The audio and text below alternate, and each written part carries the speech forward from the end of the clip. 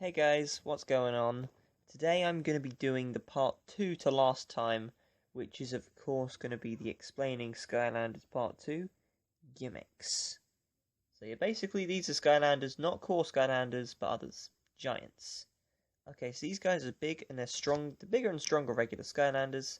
They have the abilities to open up pathways, feats of strength, and pick up boulders. They also have more health and normally do higher attack damage, which is pretty helpful, if you would ask me. Okay. The swappers.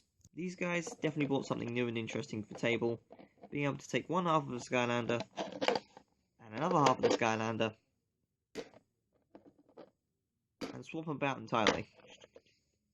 Essentially making an entirely new Skylander out of two different Skylanders. Awesome, love it. And each of these swappers has the ability, one of these abilities on the legs. So while the top half gets two moves and legs get one, the legs get these special in-game quests that you can do, and depending on what legs you have, depending on whether you can do the quest. Like for instance, Stink Bomb has Sneak. Blast Zone, well, Blast Zone has Rocket. Rattle Shaker's Bounce. So on and so forth. There are 8 of these, but ultimately, they were just like nice little side challenges, which I appreciate, and they're pretty much all good. But that's what the swappers specialise in though, and you can swap them in all the games, which is even better. Okay, so Trapmasters are Skylanders with powerful weapons made of Dractanium. They're especially stronger against villains you need to trap.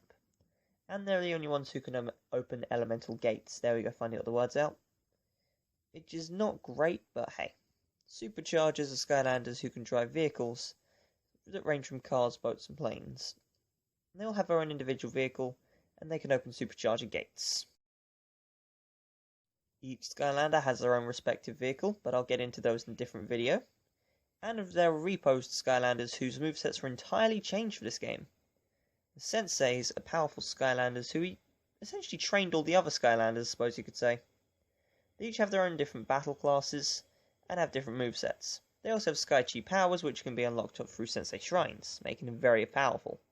They go indestructible. Also, some of the villains were brought back into this game for some reason. Ah yes, minis, the most worthless type of Skylander you can possibly get. Seriously, who invented these things? But anyway, these are basically just smaller versions of your regular Skylander, and if they're giant minis, they can do what giants can do as well, except pick up boulders. So basically, they can break down walls. But like and subscribe for more of this series, if you want, well, more of it, and I'll see you next week. Let me know how good I did in the comments, and I'll see you around.